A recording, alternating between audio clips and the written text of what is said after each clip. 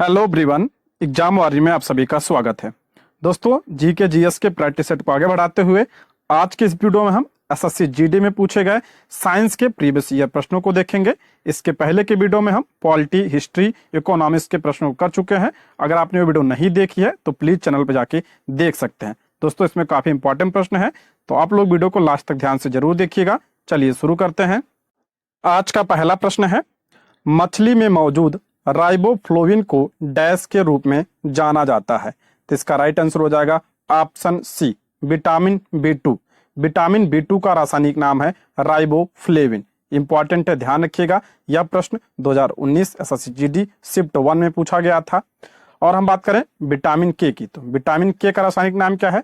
तो phylloquinone. Phylloquinone vitamin के का रासायनिक नाम है। इसकी कमी से रक्त का थक्का नहीं बनता है, यानी रक्त का थक्का बनने में सहायक विटामिन कौन सा है? तो विटामिन के। ये अक्सर एग्जाम में पूछा जाता है। अगला है विटामिन सी। विटामिन सी का रासायनिक नाम क्या है? Ascorbic acid. विटामिन सी का रासायनिक नाम एस्कॉर्बिक एसिड है। और इसकी कमी से कौन सा रोग होता है? स्कर्वी। विटामिन सी की कमी से स्कर्वी रोग होता है। अगला है विटामिन बी12। विटामिन बी12 का रासायनिक नाम क्या है? साइनोकोबाल्मिन। साइनोकोबाल्मिन जो है विटामिन बी12 का रासायनिक नाम है। और विटामिन बी12 की कमी से कौन सा रोग होता है? तो इनीमिया रोग होता है। कौन सा? इनीमिया रोग विटामिन बी12 की कमी से होता है। ये भी आप ध्यान रखिएगा। अगला प्रश्न है, भारतीय उपमहाद्वीप में पाए जाने वाले एजा डायरेक्टा इंडिका किस सदाबहार पेड़ का वानस्पतिक नाम है? तो इसका राइट आंसर हो जाएगा ऑप्शन बी, नीम के पेड़ का वानस्पतिक नाम है एजा डायरेक्टा इंडिका। ऑप्शन बी इसका करेक्ट आंसर हो जाएगा। बात करें हम गुड़हल की, तो गुड़हल के पेड़ का वनस्पतिक नाम क्या है? Hibiscus sinensis. हिबिस्कस साइनेंसिस जो है ये गुड़हल का वनस्पतिक नाम है। करी के पत्ते का वनस्पतिक नाम क्या है? तो मुराया कोएनजी। मुराया कोएनजी जो है ये करी के पत्ते का वनस्पतिक नाम है। देवदार के पेड़ का वनस्पतिक नाम संडरस देवडारा। संडरस देवडारा किसका है? तो देवदार के पेड़ का वनस्पतिक नाम है। इसको भी आप ध्यान रखिएगा। अगला प्रश्न है, दिए गए विकल्पों में कौन सी बीमारी सुअर से फैलती है? सुअर से कौन सी बीमारी फैलती है? तो option D, swine flu. Option D इसका करेक्ट आंसर हो जाएगा, जिसे H1N1 के नाम से भी जानते हैं। और ये किसकी वजह से होता है? तो इन्फ्लुएंजा ए वायरस की वजह से होता है, यानी ये वायरस जनित रोग है। एग्जाम में पूछा जाता है कि स्वाइन फ्लू जो है किसके कारण? तो ये वायरस के कारण होता है। ठीक है। बात करें अगर हम प्लेग की, तो प्लेग पास्टुरेला पेप्टिस नामक जीवाणु से उत्पन्न होता है। ये किससे फैलता है? तो पास्टुरेला पेप्टिस नामक जीवाणु से, यानी ये बैक्टीरिया जनित रोग है। बैक्टीरिया जनित रोग है। कौन सा? प्लेग। प्लेग बैक्टीरिया जनित है। हैजा की बात करें, ये भी आपका बैक्टीरिया से ही फैलता है। इसको भी आप ध्यान रखिएगा। अगला प्रश्न है, मछली के समूह को क्या कहते हैं? मछली के समूह को क्या कहा जाता है? Option D, sol. Option D इसका राइट आंसर हो जाएगा। अगला प्रश्न है, अंडे की जर्दी जो पीला भाग होता है में कौन सा 90% से अधिक विटामिन होता है? जो जर्दी होता है उसमें 90% से अधिक क्या होता है? तो ऑप्शन क्या हो जाएगा? ए इसका राइट आंसर हो जाएगा, विटामिन बी12 होता है। ऑप्शन ए इसका करेक्ट आंसर हो जाएगा। अंडे की जर्दी में 90% भाग में विटामिन बी12 पाया जाता है। अच्छा, विटामिन बी12 का रासायनिक नाम क्या है? साइनोकोबाल्मिन। हमने पीछे पढ़ा था, साइनोकोबाल्मिन जो है विटामिन बी12 का रासायनिक नाम है। और इसकी कमी से कौन सा रोग होता है? तो इनेमिया जो होता है इसकी कमी से होता है। विटामिन सी ये खट्टे फलों में पाया जाता है। और इसका रासायनिक नाम क्या? एस्कॉर्बिकम रासायनिक नाम। और कौन सा, इसकी कमी से कौन सा रोग होता है ये जरूर आप ध्यान रखिएगा। और इसकी कमी से कौन सा रोग होता है? तो स्कर्वी रोग जो होता है विटामिन सी की कमी से होता है। विटामिन के टमाटर तथा हरी सब्जियों में पाया जाता है। और विटामिन के का जो है रासायनिक नाम तो फाइलोक्विनोन। फाइलोक्विनोन जो है विटामिन के का रासायनिक नाम है। और ये जो है रक्त का थक्का बनने में सहायता प्रदान करता है। अगला प्रश्न है, सीसा भौतिकी के किस सिद्धांत का एक उदाहरण है? सीसा भौतिकी के किस सिद्धांत का एक उदाहरण है? तो हो जाएगा ऑप्शन ए, बल। ऑप्शन ए इसका करेक्ट आंसर हो जाएगा। सीसा भौतिकी के बल के सिद्धांत का एक उदाहरण है।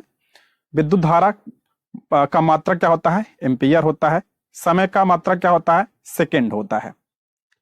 अगला प्रश्न है, निम्न में कौन सी छूत की बीमारी है?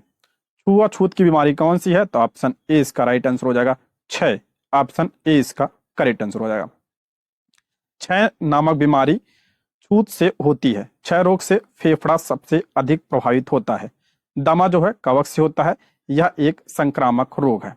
बात करें हम क्षय रोग, जिसे आप टीबी के नाम से जानते हैं, और ये किसकी वजह से होता है? तो माइकोबैक्टीरियम ट्यूबरक्लोसिस बैक्टीरिया की वजह से होता है। किसकी वजह से? माइकोबैक्टीरियम ट्यूबरक्लोसिस बैक्टीरिया की वजह से। डायरेक्ट प्रश्न बनता है कि क्षय रोग किसकी वजह से? तो बैक्टीरिया की वजह से होता है। ठीक है, और ये श्वसन संबंधी रोग है। अगला प्रश्न है, हमारी आंतों में पाए जाने वाला बैक्टीरिया कौन सा है जो हमें खाना पचाने में मदद करता है? खाना पचाने में मदद करने वाला बैक्टीरिया कौन सा है? ऑप्शन डी इसका राइट आंसर हो जाएगा लैक्टोबैसिलस एसिडोफिलस। ऑप्शन डी इसका राइट आंसर हो जाएगा। लैक्टोबैसिलस एसिडोफिलस हमारी आंतों में पाए जाने वाला बैक्टीरिया है जो हमें खाना पचाने में मदद करता है, यानी कि ये गुड बैक्टीरिया होते हैं। दही में भी पाया जाता है ये। अगला प्रश्न है, औद्योगिक संस्थानों में भार उठाने के लिए जिस हाइड्रोलिक जैक का उपयोग किया जाता है वह भौतिकी के किस नियम पर आधारित है? हाइड्रोलिक ये किस नियम पर आधारित है? तो ये पास्कल के नियम। ऑप्शन सी इसका राइट आंसर हो जाएगा। औद्योगिक संस्थानों में भार उठाने के लिए जिस हाइड्रोलिक जैक का उपयोग किया जाता है वह भौतिकी के पास्कल के नियम पर आधारित होता है। आर्किमिडीज सिद्धांत की बात करें तो जब कोई वस्तु किसी द्रव में पूरी अथवा आंशिक रूप से डुबोई जाती है तो उसके भार में कमी का आभास होता है। भार में यह आभासी कमी वस्तु द्वारा हटाए गए द्रव के भार के बराबर होता है। यह आपका आर्किमिडीज का सिद्धांत है। नेक्स्ट, डैश के कारण खसरा की बीमारी होती है। खसरा की बीमारी किसकी वजह से होती है? तो वायरस की वजह से होती है। ऑप्शन ए इसका करेक्ट आंसर हो जाएगा। खसरा बीमारी वायरस के कारण होती है। दाद, खाज, गंजापन ये बीमारियां कवक जनित रोग हैं। ये जो है कवक से फैलता है, दाद, खाज, गंजापन। हैजा जो है, हैजा नामक बीमारी विब्रियो कोलेरा से होता है आपका हैजा। और ये किसकी वजह से होता है हैजा? ये आपका जो होता है बैक्टीरिया की वजह से होता है। पायरिया, पेचिस ये सभी जो है अमीबा जनित रोग हैं, यानी ये प्रोटोजोआ से होते हैं। नेक्स्ट, एथेनॉल उत्पादन किस प्रक्रिया द्वारा किया जाता है? एथेनॉल का उत्पादन किस प्रक्रिया के द्वारा? तो किण्वन की वजह से होता है। ऑप्शन सी इसका राइट आंसर हो जाएगा। अगला, पारंपरिक तापदीप्त बल्ब में फिलामेंट किस धातु का बना होता है? जो बल्ब में फिलामेंट होता है वो किसका होता है? तो टंगस्टन का होता है। ऑप्शन सी इसका राइट आंसर हो जाएगा। पारंपरिक तापदीप्त बल्ब में फिलामेंट टंगस्टन धातु का बना होता है। इसका गलनांक बहुत उच्च होता है, इसलिए टंगस्टन का इस्तेमाल किया जाता है ताकि ज्यादा गर्म होने पर फिलामेंट का गल ना जाए। अगला प्रश्न है, निम्न में से कौन धानी प्राणी का उदाहरण है? धानी प्राणी का उदाहरण कौन सा है? तो ऑप्शन ए इसका राइट आंसर हो जाएगा कंगारू। ऑप्शन ए इसका राइट आंसर हो जाएगा। धानी प्राणी का मतलब होता है मार्सुपियल का उदाहरण, और इसका मतलब होता है स्तनधारी जानवरों का एक वर्ग है ये, जो अपने शिशुओं को अपने पेट के पास बनी हुई एक धानी यानी थैली में रख कर चलते हैं। इस श्रेणी में कंगारू शामिल है। ठीक है, धानी का मतलब थैली। अगला प्रश्न है, उस उपकरण का नाम बताइए जो चालक में संभावित अंतर बनाए रखने में मदद करता है। तो option D battery. Option D इसका राइट आंसर होगा। सारे प्रश्न जो है प्रीवियस ईयर के हैं। बैटरी चालक में संभावित अंतर बनाए रखने में मदद करता है। डायनमो की बात करें तो डायनमो एक प्रकार के विद्युत जनित मोटर होते हैं। कैपिलर दूरी मापने की इकाई है, सॉरी कैलिपर जो है ये दूरी मापने की इकाई है। अगला है यूडीमीटर भौतिक या रासायनिक परिवर्तन के बाद गैस के मिश्रण की मात्रा को मापता है यूडीमीटर। अगला प्रश्न है, गति का कौन सा नियम कहता है कि जब एक पदार्थ दूसरे पदार्थ पर जोर लगाता है तो दूसरा पदार्थ तुरंत पहले पर वापस बल लगाता है? तो ये क्या है? क्रिया प्रतिक्रिया का नियम, यानी ऑप्शन डी न्यूटन की गति का तीसरा नियम है। ऑप्शन डी इसका राइट आंसर हो जाएगा। न्यूटन के गति के तीसरे नियम के अनुसार जब पदार्थ दूसरे पदार्थ पर जोर लगाता है तो दूसरा पदार्थ तुरंत पहले पर वापस बल लगाता है। अगला प्रश्न है, ओरल पोलियो वैक्सीन का आविष्कार किसने किया था? ओरल पोलियो वैक्सीन का आविष्कार किसने? ऑप्शन डी, अल्बर्ट साबिन ने किया था। ऑप्शन डी इसका राइट आंसर हो जाएगा। कब किया था? 1961 में किया था। जोहान साल्क ने सबसे पहले पोलियो के प्रभावी टीके का विकास किया था। किसने? जोहान साल्क ने। लुई पास्चर, तो लुई पास्चर ने सर्वप्रथम रेबीज के टीके की खोज की थी। अगला है, डीजल डैश का उदाहरण है। किसका उदाहरण है? तो ये अवक्षेपण का उदाहरण है। ऑप्शन सी इसका राइट आंसर हो जाएगा। वेबर किसकी इकाई है? वेबर किसकी इकाई है? तो ये चुंबकीय प्रवाह की इकाई है वेबर। ऑप्शन डी इसका राइट आंसर हो जाएगा, चुंबकीय प्रवाह। विद्युत धारा का मात्रक क्या होता है? एम्पियर होता है। अगला है, निम्न में से कौन सा एक तांबे का अयस्क खनिज है? तांबे का अयस्क कौन सा है? तो आपका हो जाएगा ऑप्शन सी इसका करेक्ट आंसर हो जाएगा, चाल्कोसाइट। ऑप्शन सी इसका राइट आंसर हो जाएगा। चाल्कोसाइट तांबे का अयस्क होता है। गलीना एक सल्फाइड खनिज है। सिनेबार पारा का अयस्क होता है, सिनेबार। और किसिटाराइट ये टिन का अयस्क होता है। किसिटाराइट जो है ये टिन का अयस्क है। अगला प्रश्न है, एसिटोनाइट्रिल, एसिटोनाइट्रिल का सूत्र क्या है? तो इसका राइट आंसर हो जाएगा ऑप्शन सी, CH3CN। एसिटोनाइट्रिल का सूत्र है, ऑप्शन सी इसका राइट आंसर हो जाएगा। C2N2 किसका सूत्र है? तो ये आपका जो है साइनोजेन का है। साइनोजेन का सूत्र है आपका C2N2। जबड़ा किसका भाग है? तो जबड़ा जो है ये खोपड़ी का भाग है। ऑप्शन बी इसका राइट आंसर हो जाएगा। अला निम्न में कौन सा गति का एक सही समीकरण है? गति का सही समीकरण कौन सा है? तो ऑप्शन बी इसका राइट आंसर हो जाएगा, 2s बराबर ut plus AT²। Option B. अगला प्रश्न है, m द्रव्यमान और r त्रिज्या वाले एक ठोस गोले का इसके केंद्र से गुजरने वाले अक्ष पर जड़त्वाघूर्ण कितना होगा? तो option B, 2mr²/5। Option B इसका राइट आंसर हो जाएगा।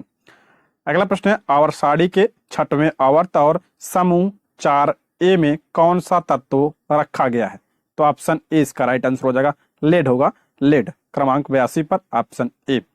लेड को छठे आवर्त सारणी और 4A समूह में रखा गया है। बेरियम कैल्शियम समूह का तत्व है और स्ट्रोटियम पार्थिव धातु नामक तत्व समूह का सदस्य है। हवा में इसे खुला रखा जाए तो इसका रंग जल्दी पीला होने लगता है। अगला प्रश्न है, कौन सी मिश्र धातु में लेड और टिन होते हैं? लेड और टिन जो है किसमें? तो सोल्डर।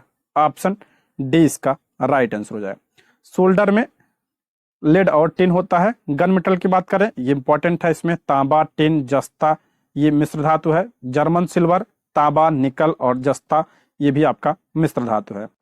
अगला प्रश्न है, कौन सी मांसपेशी कनपट्टी की हड्डी को जबड़े से जोड़ती है? कनपट्टी की हड्डी से जबड़े को जोड़ती है कौन सी?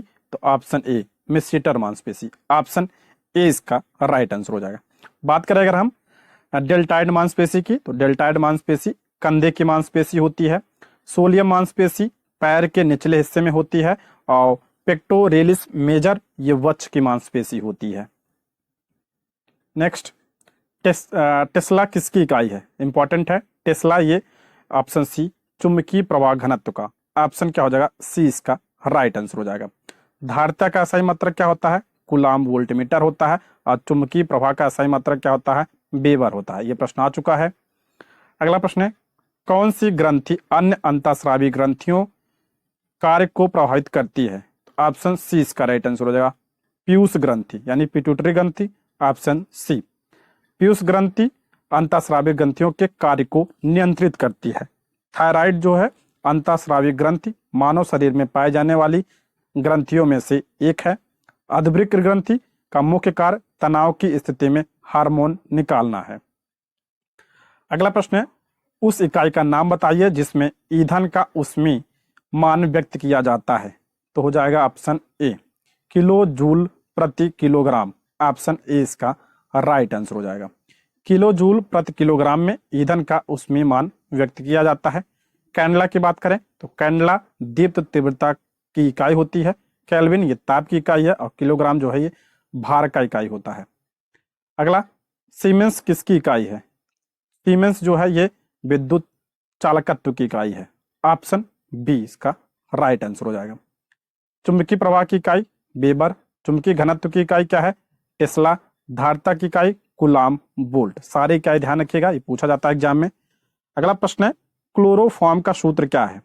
क्लोरोफॉर्म का सूत्र क्या? तो option B CHCl3। Option B इसका राइट आंसर हो जाएगा। अगला, टीबिया किसका भाग है? टीबिया ये पैर। Option D. टीबिया मानव शरीर की दूसरी सबसे बड़ी हड्डी होती है, जो पैर के निचले हिस्से में अवस्थित होती है। मानव शरीर में सबसे बड़ी हड्डी कौन सी होती है? तो फीमर, जांघ की हड्डी होती है सबसे बड़ी। अगला प्रश्न है, सौर सेल का निर्माण करने के लिए किस तत्व का उपयोग किया जाता है? सौर सेल में, तो इसमें सिलिकॉन का प्रयोग होता है। ऑप्शन ए इसका राइट आंसर हो जाएगा। मांसपेशियों के कार्यों को सुचारू रूप से करने में भी सोडियम की अहम भूमिका होती है। सल्फर प्रोटीन के निर्माण में सहायक होता है। सल्फर जो होता है ये प्रोटीन के निर्माण में सहायक होता है। अगला प्रश्न है, सूरज की रोशनी के स्पेक्ट्रम को प्राप्त करने के लिए प्रिज्म का उपयोग करने वाला पहला व्यक्ति कौन था? तो इसका राइट आंसर हो जाएगा option B, newton. Option B इसका राइट आंसर हो जाएगा। अगला प्रश्न है, दांतों की सड़न शुरू हो जाती है जब हमारे मुंह का पीएच होता है। तो पीएच कितना? ऑप्शन ए 5.5 से कम जब हो जाता है तो दांतों की सड़न क्या होती है? शुरू हो जाती है। ऑप्शन ए इसका राइट आंसर हो जाएगा। दांतों का क्षय मुंह में अम्ल के निर्माण के कारण होने वाले दांतों की क्षति है। अगला प्रश्न है, कौन सी गैस सूर्य की पराबैंगनी विकिरणों से पृथ्वी की सतह की रक्षा करती है? सभी को पता होगा, ओजोन परत। ऑप्शन क्या हो जाएगा? बी इसका राइट आंसर हो जाएगा। और ये किसमें पाई जाती है, किस मंडल में? तो ये समताप मंडल में। अगला प्रश्न है, गैल्वेनीकरण की प्रक्रिया में लोहे पर क्या जमा किया जाता है? ये मोस्ट इंपॉर्टेंट है। तो उस पर जस्ते का लेप किया जाता है ताकि जंग ना लगे, उसी को गैल्वेनीकरण कहा जाता है। ऑप्शन ए इसका राइट आंसर हो जाएगा। अगला प्रश्न है, तांबे के बर्तन पर हवा के संपर्क में आने पर हरे रंग का लेप किसका मिश्रण होता है? तो ये आपका ऑप्शन ए कॉपर कार्बोनेट और कॉपर हाइड्रोक्साइड। ऑप्शन ए इसका राइट आंसर हो जाएगा। अगला प्रश्न है, हमारे पाचन तंत्र के किस भाग में वसा का पाचन होता है? वसा का पाचन, तो ये आपका छोटी आंत में होता है। ऑप्शन बी, हमारे पाचन तंत्र में छोटी आंत में वसा का पाचन होता है। पाचन से अग्नाशय और यकृत दो ग्रंथियों का संबंध है। अगला, बायोगैस संयंत्र के किस हिस्से में ऑक्सीजन की अनुपस्थिति में प्रतिक्रियाएं होती हैं? तो ऑप्शन डी इसका राइट आंसर हो जाएगा, पाचक कक्ष। Option D. कौन सा अम्ल आधारित संकेतक घर पर तैयार किया जा सकता है? तो ऑप्शन डी इसका राइट आंसर हो जाएगा, चुकंदर का रस। Option D. अगला प्रश्न है, रक्त का कौन सा घटक रक्त का थक्का बनने में मदद करता है? तो प्लेटलेट्स। ऑप्शन सी इसका राइट आंसर हो जाएगा। अच्छा, सिराओं में क्या बहता है? अशुद्ध रक्त बहता है। और धमनियों में शुद्ध रक्त बहता है। अगला प्रश्न है, निम्न में कौन से वनस्पति जगत के उभयचर कहलाते हैं? कौन वनस्पति जगत का उभयचर कौन कहलाता है? तो ब्रायोफाइटा कहलाता है। Option D. ब्रायोफाइटा वनस्पति के उभयचर कहलाते हैं। थैलोफाइटा, तो थैलोफाइटा वनस्पति जगत का सबसे बड़ा समूह होता है। और आवृत जीवी समूह के पौधों में बीज फल के अंदर होते हैं, आवृत बीजी। अगला प्रश्न है, चुंबकीय क्षेत्र रेखाएं खींचने के लिए किस उपकरण का प्रयोग किया जाता है? चुंबकीय क्षेत्र रेखाएं खींचने के लिए किसका? कंपास का। Option D. वोल्टमीटर एक मापन यंत्र है जो किसी परिपथ के किन्हीं दो बिंदुओं के बीच विभवांतर को मापने के लिए प्रयोग किया जाता है। विद्युत मापी विद्युत ऊर्जा की माप करने के लिए प्रयुक्त होता है। विद्युत मापी प्रायः किलोवाट घंटा में कैलिब्रेटेड होता है। अगला प्रश्न है, निम्न में कौन सा प्रकाश के प्रकीर्णन का उदाहरण नहीं है? प्रकीर्णन का उदाहरण नहीं है, तो ऑप्शन डी। तारों का टिमटिमाना, ये उदाहरण नहीं है। ऑप्शन डी इसका राइट आंसर हो जाएगा। तारों का टिमटिमाना किसकी वजह से होता है? तो प्रकाश का वायुमंडलीय अपवर्तन के कारण होता है। अगला, निम्न में से किसमें चार कक्षीय हृदय पाया जाता है? तो चार कक्षीय हृदय जो है मगरमच्छ में पाया जाता है। ऑप्शन बी इसका राइट आंसर हो जाएगा। मछली में कितना, तो 2, मेढक में 3, मगरमच्छ में 4। अगला प्रश्न है, जब अम्ल जल के साथ अभिक्रिया करता है तो उत्पन्न होती है, जब अम्ल जो है जल के साथ अभिक्रिया करता है तो क्या उत्पन्न होता है, option D hydrogen. Option D इसका राइट आंसर हो जाएगा। नोबेल पुरस्कार निम्न में से किस क्षेत्र में नहीं दिया जाता है, तो जीव विज्ञान के क्षेत्र में नहीं दिया जाता है नोबेल पुरस्कार, बाकी भौतिकी में दिया जाता है, साहित्य में दिया जाता है, रसायन में दिया जाता है। ऑप्शन ए इसका राइट आंसर हो जाएगा। अगला प्रश्न है, डेंगू के समय रक्तस्राव प्लेटलेट्स की संख्या किसकी कमी के कारण होता है, तो ऑप्शन हो जाएगा डी इसका राइट आंसर हो जाएगा। नेक्स्ट, पालक में प्राकृतिक उत्पाद के रूप में डैश एसिड का असामान्य रूप से उच्च प्रतिशत होता है, पालक में क्या होता है, तो ऑप्शन डी ऑक्जेलिक अम्ल पाया जाता है पालक में। ऑप्शन डी इसका राइट आंसर हो जाएगा। और ये विटामिन ए का अच्छा स्रोत माना जाता है पालक। इमली में कौन सा एसिड पाया जाता है, तो टार्टरिक अम्ल पाया जाता है इमली में। सिट्रिक अम्ल किसमें पाया जाता है, संतरा में पाया जाता है। दही खट्टा दूध में लैक्टिक अम्ल पाया जाता है, ये इसको भी आप ध्यान रखिएगा। दोस्तों आज की वीडियो में बस इतना है प्रश्न, इसके आगे के प्रश्नों को हम अगली वीडियो में कवर करेंगे। ये रहे आज के प्रश्न। Thank you for watching.